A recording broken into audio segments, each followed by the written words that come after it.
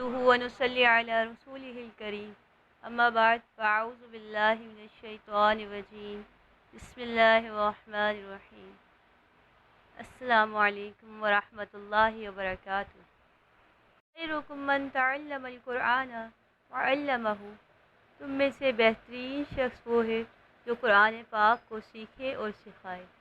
جن بہنوں نے ہمارے چینل کو جوائن نہیں کیا ان سے میری گزارش ہے کہ ہمارے چینل کو جوائن کریں، اس چینل کو سبسکرائب کر لیں کہ ہر نئے آنے والی ویڈیوز کا ہمارا نوٹیفیکیشن آپ کو مل جائے اور آپ شروع ہی سے قرآن پاک کی تفسیر سیکھتے جائیں۔ پچھلے سبق میں میری بہنوں میں ہم نے قرآن پاک کی سورۃ البقرہ کی فضیلت بیان کی تھی۔ اس بار ہم انشاءاللہ سورہ بقرہ کی تفسیر بیان کریں گے۔ اعوذ باللہ من الشیطان الرجیم، بسم اللہ الرحمن الرحیم۔ الف لام میم۔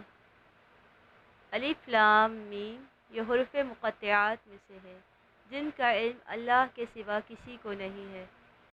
یہ اللہ کی کتاب کا ایک راز ہے، تو اس راز میں نہیں پڑھنا چاہیے، اس کے معنی کی معلومات میں نہیں پڑھنا چاہیے، اس کو اسی طرح پڑھیں جس طرح یہ قرآن میں نازل ہوئے ہیں۔ اس کے کوئی نہ کوئی معنی تو ضرور ہیں، کیونکہ قرآن پاک میں کوئی بھی ایسا لفظ نہیں ہے جس کے جو لغو ہو، جس کے کوئی معنی ہی نہ ہو، لیکن ان کے معنی ہم کو معلوم نہیں، اس کے معنی صرف اللہ ہی کو معلوم ہے کہ اس کے معنی، اس کی اصلی مراد کیا ہے اس معنوں کی۔ آگے چلتے ہیں۔ ذالک الکتاب لا ریب فیہ، یہ کتاب ہے اس میں کوئی شک نہیں۔ ھدی للمتقین، یہ ہدایت ہے پرہیزگاروں کے لیے۔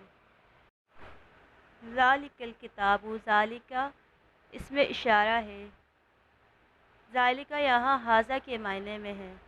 ذالک اصل میں دور کے اشارے کے لیے ہے، جس کے معنی ہوتے ہیں وہ، لیکن کبھی یہ نزدیک کے لیے بھی آتا ہے، اس وقت اس کے معنی ہوتے ہیں یہ، تو یہاں بھی یہ نزدیک کے لیے آیا ہے، اس کے معنی ہیں یہ کتاب۔ لا ریب فیہ، ریبہ کے معنی ہوتے ہیں شک اور شبہ۔ ذالک الکتاب لا ریب فیہ، یہ کتاب ہے اس میں کوئی شک نہیں۔ ھدی للمتقین، یہ ہدایت ہے پرہیزگاروں کے لیے۔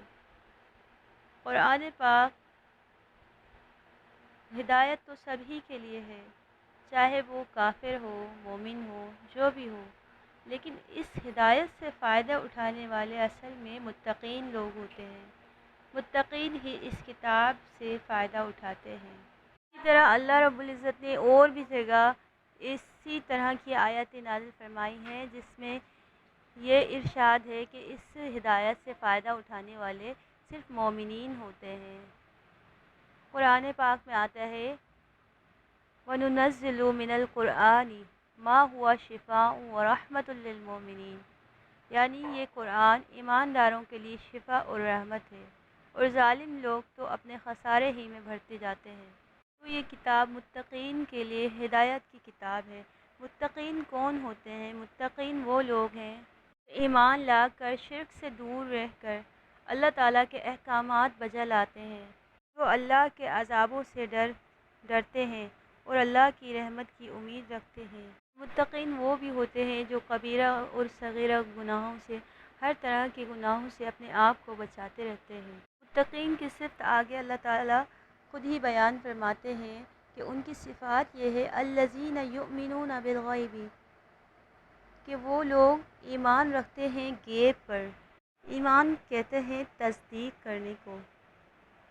ایمان نام ہے دل سے تصدیق کرنے کا اور زبان سے اقرار کرنے کا اور عمل کرنے کا، اور ایمان بڑھتا اور گھٹتا رہتا ہے۔ ایمان لاتے ہیں غیب پر، غیب سے مراد چیزیں ہوتی ہیں جو انسان کی نظروں سے پوشیدہ ہوتی ہیں، جیسے اللہ پر ایمان، فرشتوں پر، اس کی کتابوں پر، اس کے رسول پر، قیامت پر، جنت اور دوزخ پر، اور اللہ کی ملاقات پر، مرنے کے بعد جی اٹھنے پر ایمان لانا ہے۔ یہ سب غیب میں شامل ہے۔ ایک حدیث میں آتا ہے کہ رسول اللہ صلی اللہ علیہ وسلم نے ایک مرتبہ صحابہ سے پوچھا، تمہارے نزدیک ایمان لانے میں کون سب سے زیادہ افضل ہے؟ تو انہوں نے کہا، فرشتے افضل ہیں۔ فرمایا، وہ ایمان کیوں نہ لاتے؟ وہ تو اپنے رب کے پاس ہی ہیں۔ لوگوں نے کہا، پھر انبیاء سب سے افضل ہیں۔ تو اللہ کے نبی صلی اللہ علیہ وسلم نے فرمایا کہ انبیاء ایمان کیوں نہ لائیں، ان پر تو اللہ تعالیٰ کی طرف سے وحی نازل ہوتی ہے۔ کہا، پھر ہم افضل ہیں کیونکہ ہم ایمان کو قبول کیا ہے، آپ کی تصدیق کی ہے۔ تو اللہ کے نبی صلی اللہ علیہ وسلم نے فرمایا، تم ایمان کو قبول کیوں نہ کرتے حالانکہ میں تم میں موجود ہوں؟ سنو، میرے نزدیک سب سے زیادہ افضل ایمان والے وہ ہوں گے جو تمہارے بعد آئیں گے، صحیفوں میں کتابیں لکھی ہوئی پائیں گے، اس پر ایمان لائیں گے۔ وَيُقِيمُونَ الصَّلَاةَ، اور وہ قائم کرتے ہیں نماز کو۔ متقین کی ایک صفت یہ بھی بیان فرمائی ہے کہ وہ نماز کو قائم کرتے ہیں۔ وَمِمَّا رَزَقْنَاهُمْ يُنْفِقُونَ، اور اس میں سے خرچ کرتے ہیں جو ہم نے ان کو عطا فرمایا ہے۔ نماز ہر انسان پر فرض ہے، چاہے وہ جوان ہو، بوڑھا ہو، صحت مند ہو یا بیماری کی حالت میں ہو، ہر حال میں مسلمان پر نماز فرض ہے۔ اللہ کے نبی صلی اللہ علیہ وسلم نے فرمایا کہ اسلام کی بنیاد 5 چیزوں پر ہے: اللہ تعالیٰ کی توحید اور محمد صلی اللہ علیہ وسلم کی رسالت کی گواہی دینا، نماز قائم کرنا، زکوٰۃ دینا، رمضان کے روزے رکھنا اور بیت اللہ کا حج کرنا۔ نماز اسلام کا ایک بنیادی رکن ہے۔ جو شخص نماز نہ پڑھے وہ متقی نہیں ہو سکتا۔ تو متقین کی ایک صفت یہ بھی ہے کہ وہ نماز کو قائم کرتے ہیں اور زکوٰۃ ادا کرتے ہیں۔ پھر اللہ رب العزت ارشاد فرماتے ہیں، وَالَّذِينَ يُؤْمِنُونَ بِمَا أُنزِلَ إِلَيْكَ، وہ لوگ جو ایمان لاتے ہیں اس پر جو آپ کی طرف نازل کیا گیا، یعنی قرآن پر، وَمَا أُنزِلَ مِن قَبْلِكَ، اور جو نازل کیا گیا آپ سے پہلے، جو آپ سے پہلے انبیاء پر نازل ہوا، ان سب پر ایمان رکھتے ہیں۔ اس سے مراد یہ ہے کہ ان سب پر ایمان رکھتے ہیں کہ وہ اللہ کی طرف سے نازل ہوئے تھے ان انبیاء کی طرف۔ وَبِالْآخِرَةِ هُمْ يُوقِنُونَ، اور وہ آخرت کے دن پر بھی ایمان رکھتے ہیں۔ آخرت سے مراد وہ زندگی ہے جو مرنے کے بعد انسان کو ملے گی اور جو ہمیشہ ہمیشہ کے لیے ہوگی۔ اس میں ہر بندے کو دنیا میں کیے ہوئے اعمال کا حساب دینا ہوگا، پھر اس کی بنیاد پر یہ فیصلہ ہوگا کہ وہ جنت میں جائے گا یا جہنم میں جائے گا۔ اولئک علی ھدی من ربہم، یہی لوگ ہیں جو اپنے رب کی طرف سے ہدایت پر ہیں۔ واولئک ھم المفلحون، اور یہی لوگ ہیں جو فلاح پانے والے ہیں۔ ان الذین کفروا، بے شک وہ لوگ جو کافر ہیں، اانذرتہم، آپ انہیں ڈرائیں یا نہ ڈرائیں، لا یؤمنون، وہ ایمان نہیں لائیں گے۔ حضرت ابن عباس رضی اللہ عنہ اس کی تفسیر میں فرماتے ہیں کہ یہ وہ لوگ ہیں جو کفر پر اڑ گئے تھے اور انہوں نے دل میں یہ طے کر لیا تھا کہ چاہے ہمیں کتنی بھی واضح و نصیحت کر لی جائے، ہم ایمان کبھی نہیں لائیں گے۔ اللہ کے نبی صلی اللہ علیہ وسلم ان کو کتنی بھی واضح و نصیحت کریں تو ان کے لیے، ایسے لوگوں کے لیے یہ برابر ہے کہ آپ نصیحت کریں یا نہ کریں، وہ ایمان نہیں لائیں گے، کیونکہ انہوں نے دل میں اپنی ضد رکھ لی ہے، کہ یہ ضد بنا لی ہے کہ ہم اللہ کے نبی صلی اللہ علیہ وسلم کی بات سنیں گے ہی نہیں، اور چاہے وہ کتنے بھی اچھے سے اچھے دلائل ہمیں کیوں نہ دے دیں، ہم ان کی دعوت کو کبھی ماننے والے نہیں۔ تو ایسے لوگوں کو بھی اللہ تعالیٰ ہدایت دیتا ہی نہیں ہے، جو دل میں یہ فیصلہ کر لیتے ہیں کہ ہم ایمان لائیں گے ہی نہیں۔